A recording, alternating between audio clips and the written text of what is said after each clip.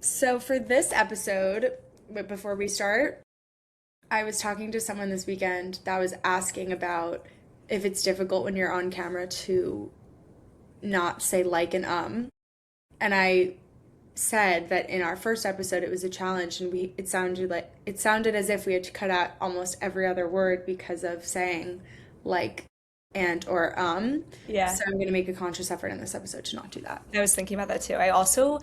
I've noticed that I think it's because I don't feel 100% confident in what I'm saying that I'll say kind of a lot. Like I'll be like, yeah, like I'll kind of do this and I'm like, no, just cut out kind of. Like I'm That's doing a it. very common thing for women, especially. We always feel that we have to over explain and say different words to validate what we're talking about, but so we'll do better this time. I'm glad we have the same goal. Um, I just did it. Fuck. It's gonna happen. Anyway, so for our second episode, we thought it would be fun based on some feedback that we got and just a lot of the conversations that we've had to talk about some of the things that work for us to keep us grounded, to keep us feeling our best selves mentally and physically, and what that looks like. So we both came up with five different things that work for both of us. We might have all five same things. I'm sure we'll have some overlap, but we'll just kind of go back and forth and talk about them because I feel like when I've listened to different podcasts in the past, I feel it's super helpful to hear different things other people do, even if it's super niche and may not even be applicable to my life. I always get inspiration from hearing other people.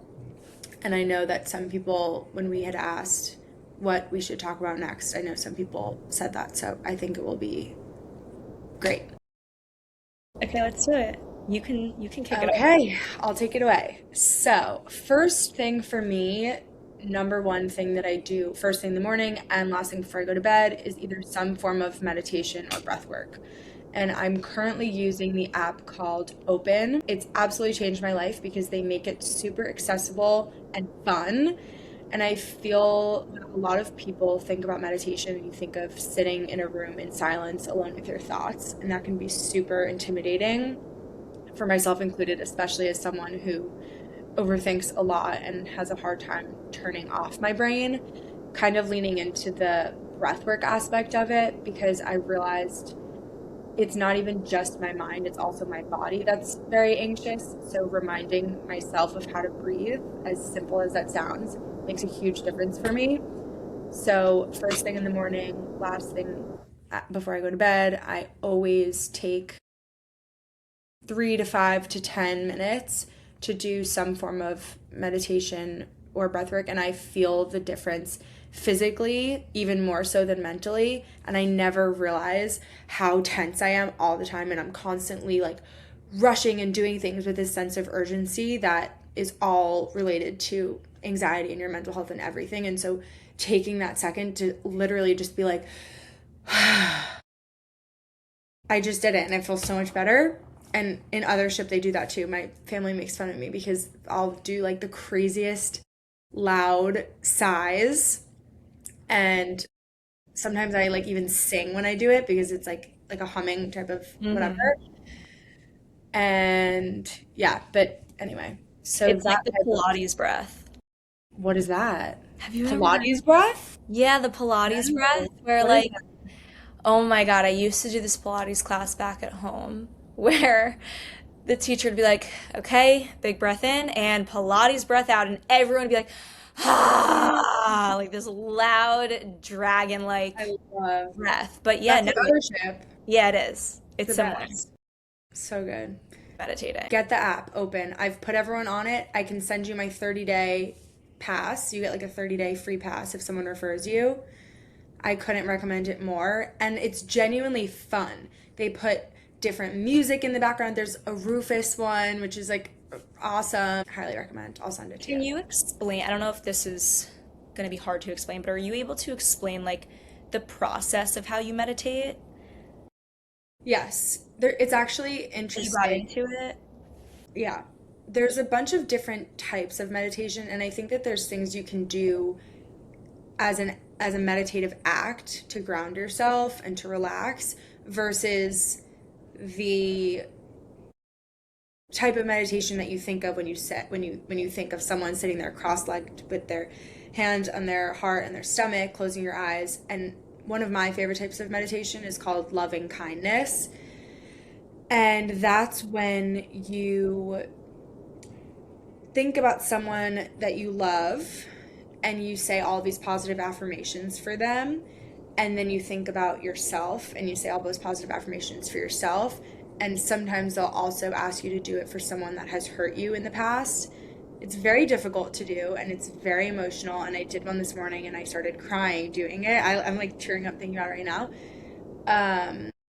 Because it's kind of like what we talked about in the othership class with Melissa Wood that we went to, just how unnatural it feels to sit there and give yourself a hug and to say all these things, these positive things to yourself, because we're so conditioned to not feel that way and be so critical of ourselves. But I don't even know when I started meditating, to be honest with you. I have this book that I read every morning. She has a prompt for every single day of the year, and it's basically your guiding principle for the day, and it helps you like set an intention kind of. And the book is all about opening your heart. That's the whole theme of it. And I've read it every single year, every single day since probably sophomore year of college. And I never remember the prompt. Like people are always like, don't you get bored of reading it? But it's 365 different things, so you don't remember it. And the messages always seem to resonate with me at that point of time. Moral of the story is that there's many different ways that you can get into meditating that aren't just sitting alone with your thoughts for 30 minutes, because it's hard and it can bring up a lot of emotions, which is why you're supposed to do it in a safe and controlled space where you feel comfortable with whatever you might feel over the course of it. But for starters, I think just focusing on your breath for 2 minutes, especially if you're feeling overwhelmed or you need some regulation, like it can make so much of a difference. I tried meditating, I remember, when I was abroad, and it was like the most transformative experience ever. I remember I can't recall what book I was reading, but the way that it guided me was so interesting. It said to look at yourself from a bird's eye view. Okay. And honestly, I can't speak on it too much. I don't even remember it, but it It was was a meditation book. it was a meditation book, yes. So it wasn't guided in terms of like in audio, Mhm. but I remember I loved the way that it made me feel, and then I kind of fell off and I haven't really gotten back on it. So it's interesting to hear you talk about it because I mean, people have the most amazing things to say about it, and I think in a world where we're so caught up on our phones, it's a good way to just disconnect and really like be with yourself. Send you the app after this because I think you would really like it. And it's forced me to be consistent and it gives you goals. So, for example, like it tracks every day that you do it, how many minutes you've done it, and so you feel really proud of yourself. And that type of rewards I system love is that. really nice. Yeah. And I think that it's a lot easier to commit to as opposed to some of the other apps that just have hundreds of guided meditations and you don't know where to start and you just end up typing in, I'm anxious, and it's much more challenging than the more structured Right. meditation. I feel like, yeah, I definitely want to get more into that. I think meditation for you is definitely one that I feel like you talk about a lot. Um, Definitely one that I want to get more into. So yeah, send me the app because I'm interested in it. No, I know. I know a big one for me is I need to learn something every day. And that comes from going like months, if not a full year last year, feeling like I really wasn't challenging my mind in any capacity. Like, yes, work is stimulating, but I wanted to be intellectually stimulated in a different way. And yes, like I do love to learn things that are fun, but for me, like I love to learn things that are self help related. So, something that I do is I will outline and annotate my books. So, a goal that I do every day is I'll read at least one page of my book. And I don't force myself. Like, if I'm laying in bed and I find myself falling asleep, I'll put my book down, but I've made it a habit every day to just pick up a book. I have a whole stack. Sometimes I'll just randomly choose from books that I've previously read. I know that I should really be expanding my mind and reading things that I haven't necessarily read before, but What are I you always reading feel like, now? what'd you say? What are you reading now? Think Like a Monk. I'm reading for like the fourth time. I'll actually show you like what Jay I, Shetty? yes. I'll show you like what I do to them. Okay, disregard this, like whatever. But I, this is how I learn is I've read the book like I honestly I can't I don't know how many times, but like then I'll go back in and I'll highlight and I'll circle and I'll take notes and I'll then what's really Textbook. yeah, I make them textbook kind of books. Um so yeah, I think something that keeps me grounded is learning about myself by reading books and being more introspective and just reading books that geniuses have written. It's the best way to learn, in my opinion. I do want to get better at learning things that are less, I don't want to say taxing because it's not taxing on the mind, but a little more mindless. I was just going to ask you that because it's something that I struggle with a lot, and I'm wondering if you do too. I go through phases where I want to read a fantasy book or a romantic novel that everyone else is like the Colleen Hoover books, and I start reading it, and then I feel this existential dread of like, I'm wasting my time. Why am I doing this if I'm not getting anything out of it? And that's such a horrible way to be. And I don't know how to change it. And I'm the same way. If you look at my stack of books, it's nonfictions, biographies, and self help books. And I have a book on my nightstand that's like a fantasy dragon book that I have been trying to read since April. And every time I read it, I can't. So I'm wondering if that's something that you struggle with too. Because I think there has to be a balance of like, yes, doing the work, reading the self help books, and that's what we genuinely love.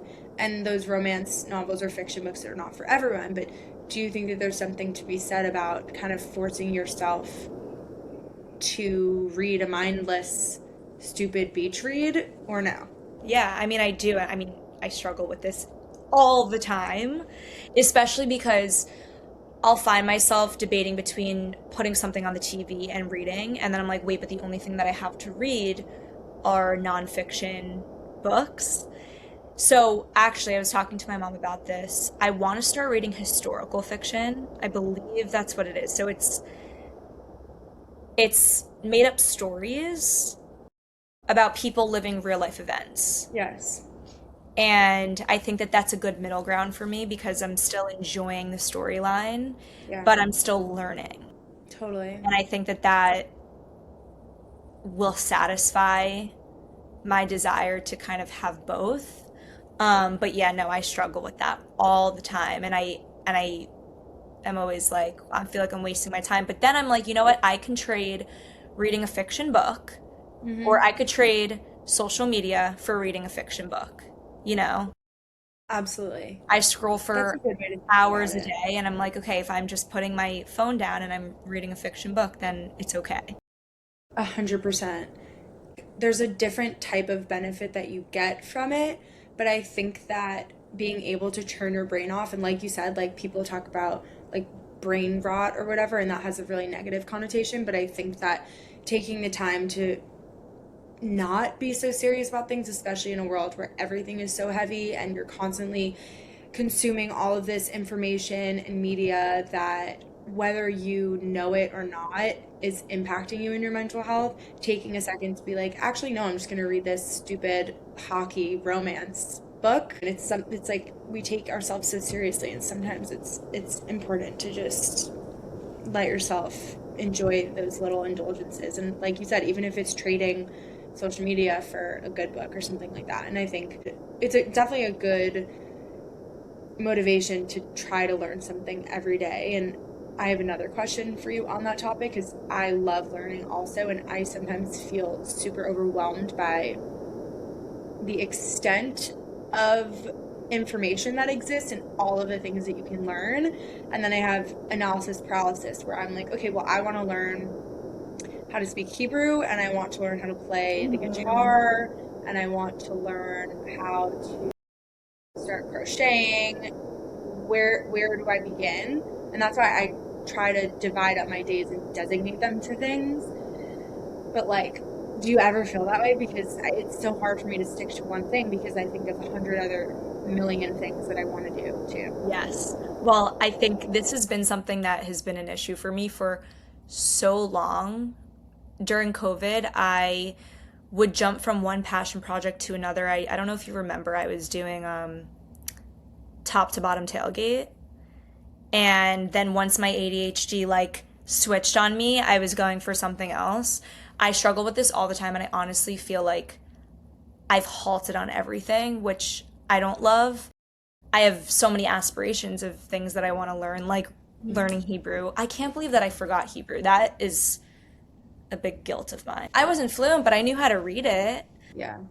and I I don't read know the any words English. anymore. Oh, you did? I didn't even know that was an option. Hmm. I actually found out recently that people did that. Yeah, I'm not proud of it, but it happened. Yeah, like I fully learned it, and I kind of lost it, but I digress. I think it is really hard to satisfy that craving, especially when we're working long Hmm. hours. Hmm. You only have so much time to allocate to certain things. Yeah. And the weekends, it's like you said, sometimes you need to sleep and you want to catch up with friends. I think the best is doing it with a friend. Um, but yeah, it's hard when you want to learn something that takes longer to do.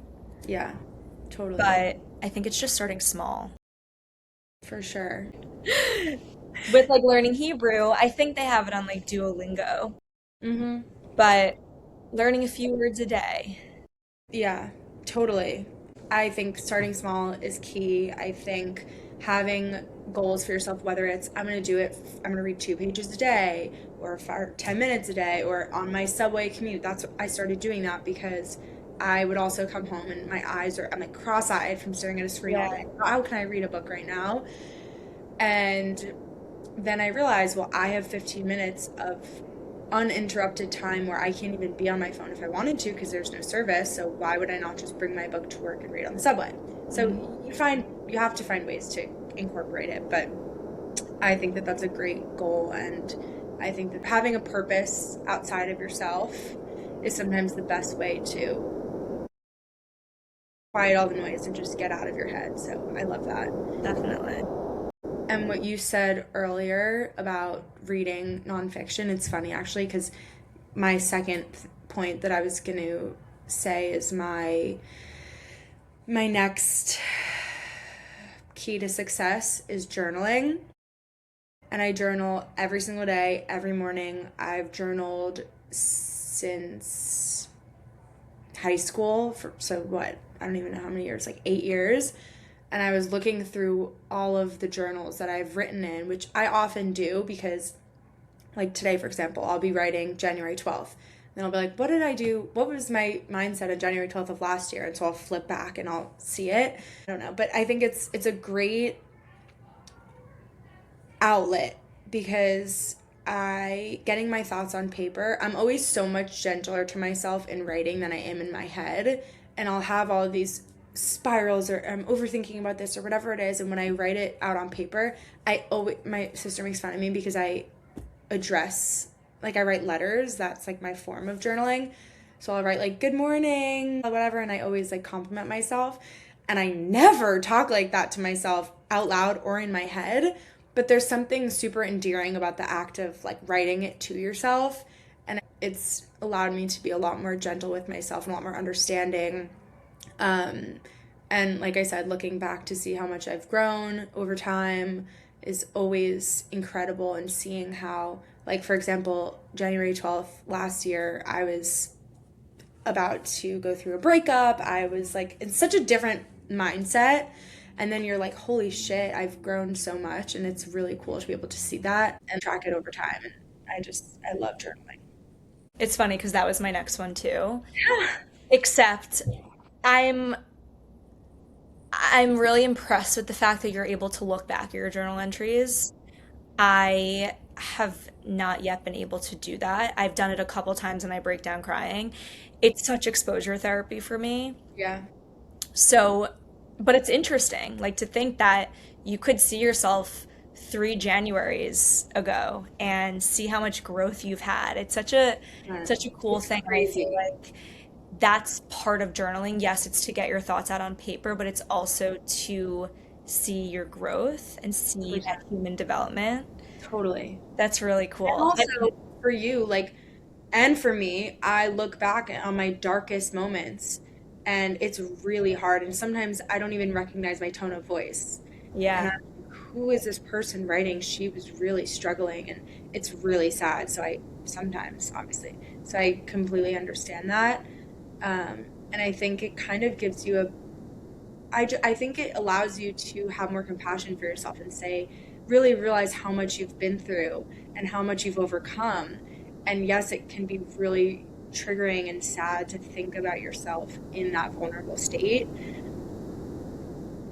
But sometimes it allows me to look and see myself and be like, I wish that I could give her a hug. And then again, have more compassion for myself and say, wow, look how far I've come. Look how strong I am. I went through this and I survived it, and I'm going through this and I'll survive this too.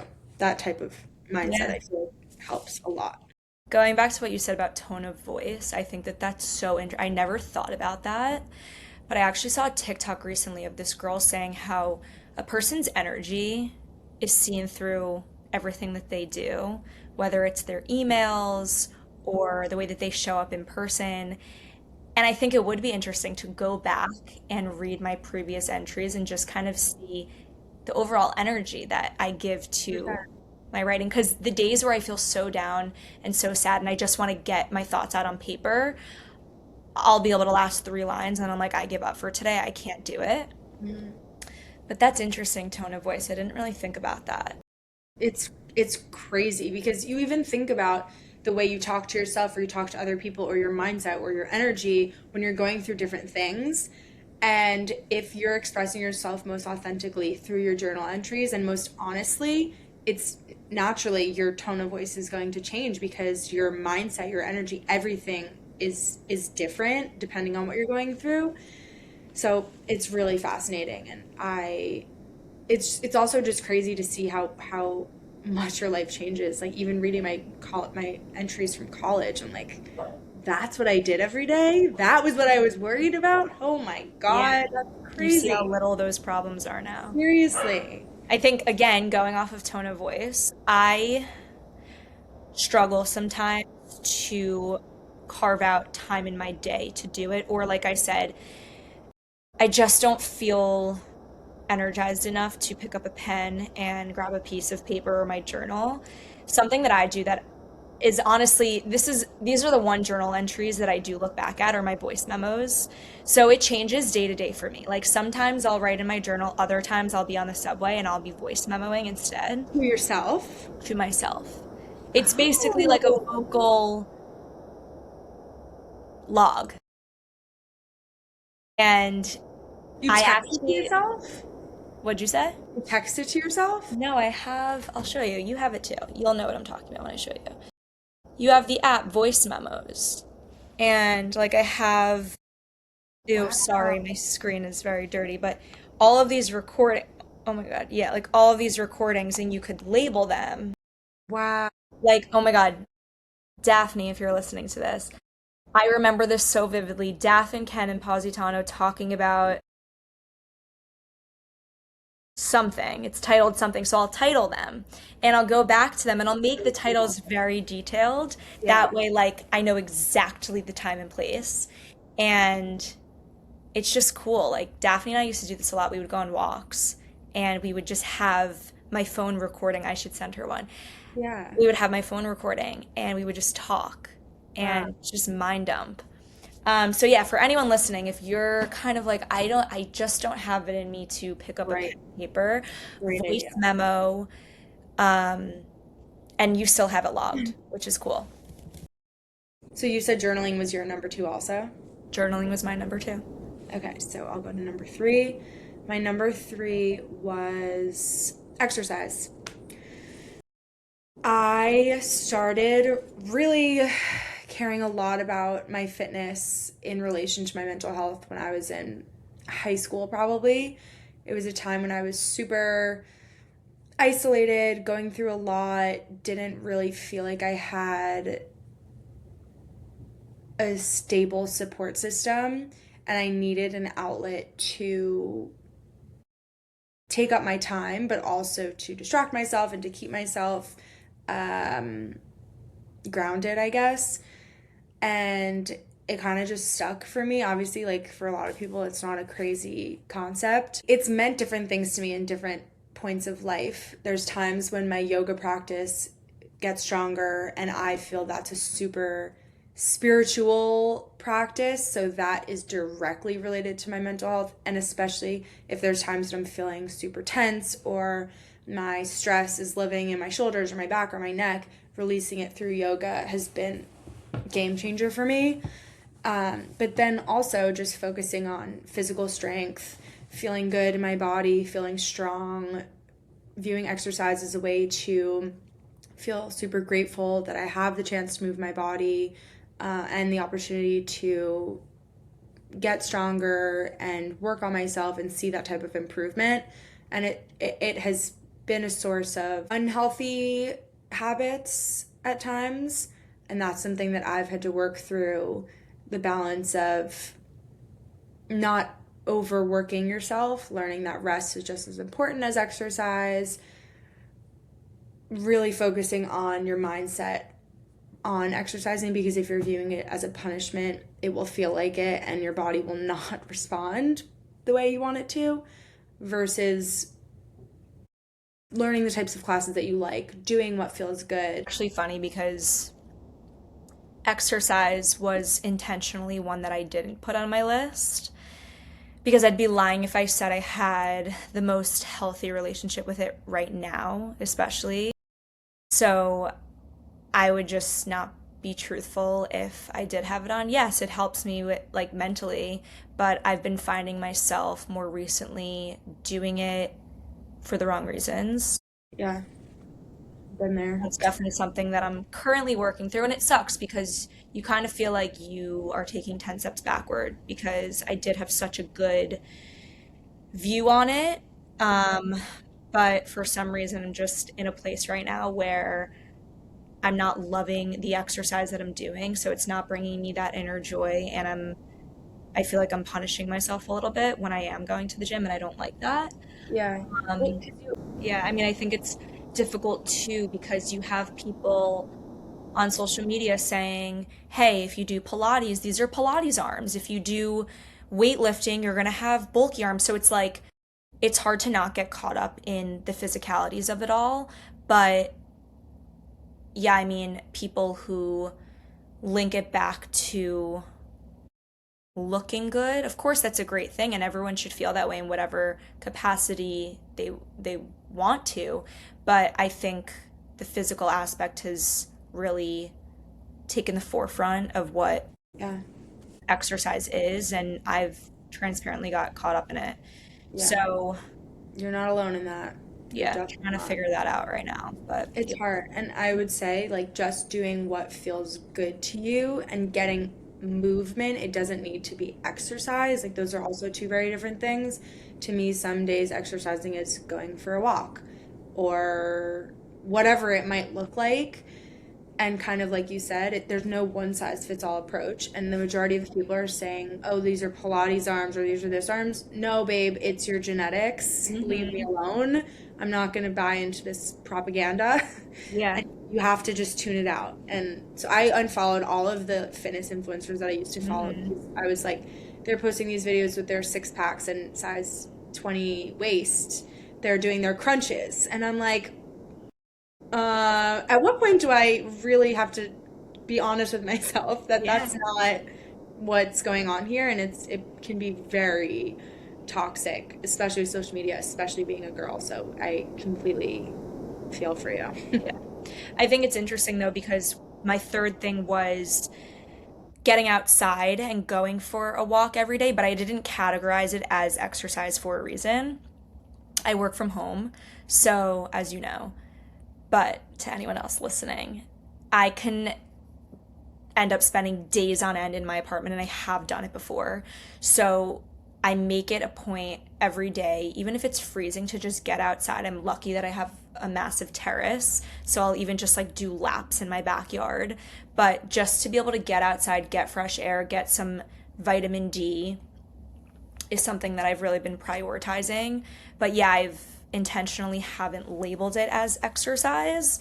Um, but yeah, I feel like I got that one from Mel Robbins. I got my next one's also from Mel Robbins, but I won't get into it yet. Is just like getting up and within 30 minutes of waking up, getting outside has been really therapeutic for me. It's been really good for me mentally. And I'm definitely a little envious of people who are able to go to the office and naturally get that outdoor time in, even if it's just for a minute. So I have to intentionally do it, but it's good for me. Grass is always greener because I worked from home today, which I'm not technically allowed to do, but I had an exception.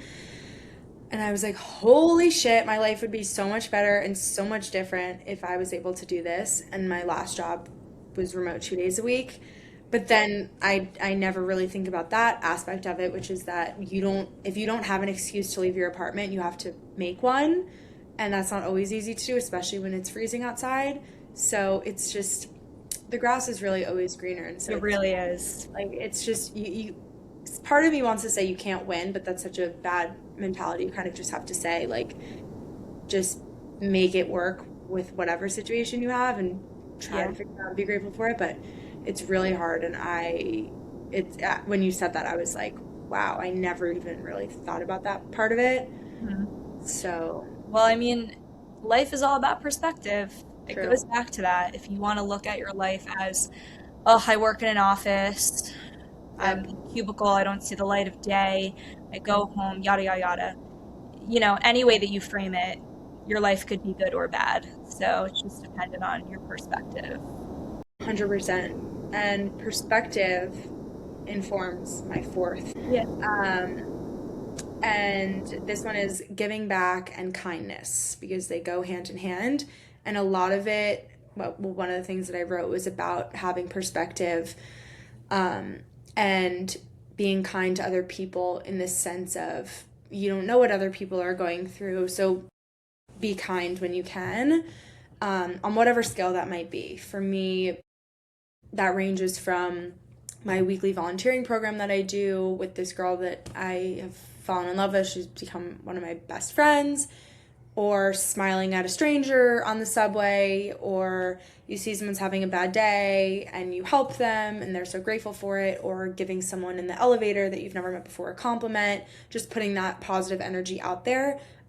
Because for me, knowing that I have the power to make someone else's day better will always be a gift, because no matter what I'm going through in my life, being able to have a positive impact on someone else makes it all worth it. So there's times when you'll say, why is this happening to me? Why is this the way that it is? Why is this my situation? And it's twofold. One part of it is giving back and being kind to the people who need it, and realizing that you are very lucky and you're surrounded by blessings, even if it doesn't always feel that way. That's not to say that not everyone can have a bad day and not everyone has struggles, because we both know that that's true. But I think having that perspective, like we said, okay, trying to focus on the good and also just trying to help other people feel good and feel supported. And it's those little things. Like, I know for me, when a random person will come up to me and say, you look so good in that color, or if I drop something and they come to help me pick it up, you're like, oh wow, there's actually really great people out there that exist, and it's a really nice reminder of that. And it also always just circles back to, like, you never know what someone is going through and what type of day they're having. And I think it's really powerful to know, people always say kindness costs nothing. So I try to always incorporate that into every day. And it's one of the things that almost immediately throughout my whole life has always, always, always made me feel better. Giving back the power of giving back. It's so true. And I mean, I admire that about you. And I know that the last time we spoke about your volunteering, I left the conversation saying, like, I need to do that. But I mean, it's true. It doesn't even have to be in the form of doing a program like you are, which is amazing, but it's as little as giving people compliments, putting out that good energy. Totally. I think it's funny because my next one is kind of the opposite, not in terms of not giving back, but being kinder to myself. It goes hand in hand. I mean, it does. You can't show up for anyone else if you're not showing Nope. up for yourself. 100%. But again, Mel Robbins, I give myself a high five every single morning, and every time I say it, people are like, "That is the weirdest thing." I tell my dad all the time. Do you do it every time you look in the mirror or just in the morning? Every time, no, not every time I look in the mirror. In the morning, when I Okay. look at myself in the mirror, I'll give myself a high five with my right hand. I don't know, there was some sort of science behind that, or maybe it was brushing my teeth with my right hand. I don't remember what it was. I always do it with my right hand, even though I'm a lefty. So it's like a conscious effort for me. And I'll say, today is going to be a good day. I'll high five myself. Today is going to be a good day.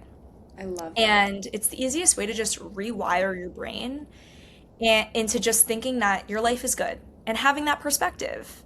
Because, like we said, any way that you phrase it, you could live a terrible life based on your thoughts, or you can live an amazing life based on your thoughts. 100%. So, yeah, I mean, I guess those go in tandem. You can't be there for Absolutely. anyone else if you're not being kind to yourself. 100%. And it's also like the energy that you put out is the energy that you get back. And that's something that I'm really focusing on in this next phase of my life because it all goes back to perspective. But like you said, if you're waking up and you're constantly focusing on the bad, your life will feel bad. Yeah. And if you put yourself out there a little bit and say, like, and that's not to say that I haven't struggled in the past and I haven't experienced really real problems. Um, so it's not even about that. It's not even about comparison because you really can't compare. And when you think about it, some of the greatest, most talented, most successful people in the world have struggled so much. And so it's not about that, but it's really just about having that human connection also and just saying like I have the opportunity to put good energy out there and I will get the good energy back. And most of the time people are grateful when you help them and or you make them feel good or you compliment them or you're nice to them or whatever it is. And I'm a firm believer that that will directly translate into better outcomes, better vibe, better perspective for yourself because there's literally nothing that will make you feel better than volunteering or being nice to someone or being there for someone, whether it's a friend, a family member, or a complete stranger. And I think that, like I said, I mean, everything that we've spoken about so far is free. And I think that's an interesting thing to note also. But it's really just the power of being good and doing good. And I think there's not enough of that in today's society. And I think it's why there's so much disconnect among humans and so much division and hatred because we're not really all looking at each other as humans who are going through this shared whatever whirlwind of life that we're experiencing and we're all really in it together and at our core we all have the same tendencies and we have the same heart and the same wounds and all of that and if we really looked at everyone in that lens I think it would be a much kinder place to all of us and that's just kind of the philosophy that I live by. Yeah. And it triggers me so much when people will laugh when you say the energy that you put out is the energy that you Yeah. receive. And I could follow that up with some science that like vibrations attract like vibrations. And like I said, you can't deny chemistry. It's there. And I think that that's the part that pains me so much is there are so many things about mental health that you can't necessarily prove when it comes to energy and just putting out good. Mm-hmm. It's backed by science. So when people are like, no, no matter what I do, my life sucks. Well, it starts with your mindset. Absolutely. And you having such a negative mindset is the reason why you're not attracting anything good. So, for anyone listening to this, if you are laughing at someone who talks about this, I mean, I get laughed at about all the time, and I get it. And I laugh at myself too, because if I had never done the research on it, I would think I'm crazy too. It is the electromagnetic field. It is a real thing. It exists, and I just want more people to understand that before knocking it. Totally. 100%. And I think an experiment, like we talked about last time, is making that note on your phone of saying, oh, good things are always happening, even though that might not be true. Or, like you said, waking up in the morning and saying, today's going to be a great day. You'll notice little by little. That's not to say that inconveniences aren't going to happen or that really horrible things aren't going to happen, because that's life. But on a day to day basis, if you adjust your mindset in that way, I think it can have astronomical changes. I know it can. Yeah. So I completely believe that, and I completely agree. And I wish, I also wish that more people took it seriously. Um, and it's funny because my next and last point, what were we calling it? My next and last Non-negotiables. non-negotiable Okay. for me is therapy. Obviously recognizing that that's a privilege because it can be expensive, and if you don't have a therapist that's covered by insurance, it's really difficult. But I've been in therapy since I was in third grade, maybe, I don't even know. And it's why I am so in tune with my emotions and so in touch with myself and in touch with myself. That's not proper English, but I'm so in tune with myself. Um, but for me, it has been one of the biggest, if not the biggest, support in my life is knowing that I have a trusted adult who genuinely has my best interests at heart, who knows me inside and out, and furthermore is able to look at who I am and my tendencies and the type of person that I am and help me get to the root of why I am the way I am, the good and the bad. And having that honesty is invaluable because it's super easy to get stuck in your head or have repeated experiences, whether it's with relationships or friendships or with yourself or jobs, and be like, why am I stuck in these patterns? Why do I feel this way when this happens? And it's a true luxury, and it shouldn't be, but being able to have that trusted person whose literal job it is to just help you, that's such a rare thing. And I know that there's a lot of controversy today about, like, I think it's called like the therapy industrial complex or something like that, which is where therapy has kind of become a buzzword and mental health has become a buzzword, and that's it. I think that it falls short of a lot of the benefits of therapy, not just for people who have serious mental illness, but for the everyday person that really we all underestimate how intricate human emotions are, and your attachment styles and how you were raised and your childhood trauma that we all have in different forms, and being able to every week rely on this person that no matter what you're going through in your life is going to give you unbiased advice with your best interest at heart and want to see you succeed. I think from a really young age, being able to learn how to express myself and whatever it is that I'm going through in life has been a huge unlock for me. And I even so much as for me to say that I would eventually want to be a therapist myself one day. So that I can have that same impact on people, because it's just been really revolutionary for me. Yeah, that's incredible. And I think it's not spoken about enough how much of a strength it is to go to therapy.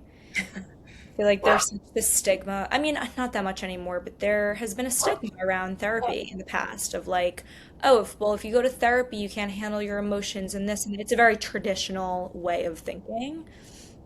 I work for a mental health nonprofit right now, and my mom, sorry to call her out, but I have like on my calendar a block for therapy, and she'll say like, "Don't put that on your calendar for everyone to see. Like, you don't want them you don't need everyone to know that you're in therapy. And I'm like, first of all, if I can't say that at a mental health nonprofit, then we're all screwed. But I don't view it as a weakness. I view it as a strength, and that's taken time and, like you said, overcoming that stigma. But it's so true.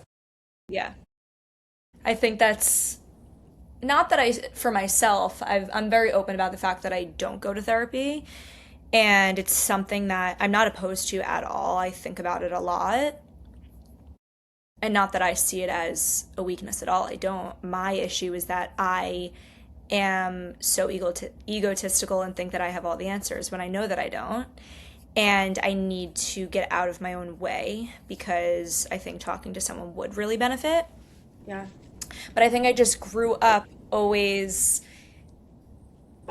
loving giving advice to my friends and my family. And I guess I always just had this idea in my mind that, like, no, I don't need therapy. Like, I'm helping everyone else. I can help Yep. myself. But one, I never take my own advice. And two, it's good to speak to an unbiased person. And like you were saying, it's not that you can't speak to your friends, but your friends, not that your therapist doesn't care about you, but your friends have an extra attachment to you, have that Absolutely. connection to you that make it a bit harder to stay unbiased. Yeah. And to challenge you for a second, because I'm the same way as you and I always think that I have the answers. A lot of times when I'm in therapy, I will come to these conclusions and resolutions myself. And so it's literally just having that platform and that time cut out. I think part of it is really just that, because I, and you would probably be the same if you ever spoke to a therapist. I mean, that's not true, because sometimes I'll get on the phone and I'll say, what the fuck do I do? Give me advice immediately because I'm freaking out. But other times I'll say, well, this happened to me this weekend and I was feeling this way. And now I'm kind of feeling like this. And I think I'm going to do this about it. And it's just talking it out with someone.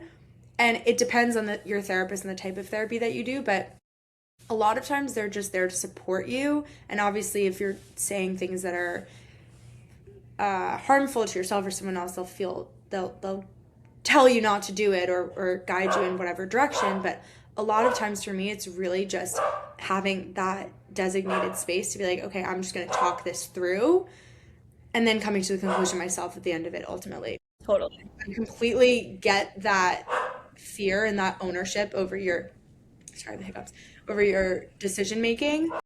But I really think that sometimes it's just helpful to have that person then you can fall back on. Because, and I think there's a lot of misconceptions about people wanting to do therapy to change certain things about themselves, and I think a lot of it is just learning about yourself, because some of my best, most productive sessions are not even when I need advice about something and I'll be like, fuck, I don't really want to have therapy today because I don't have much to talk about.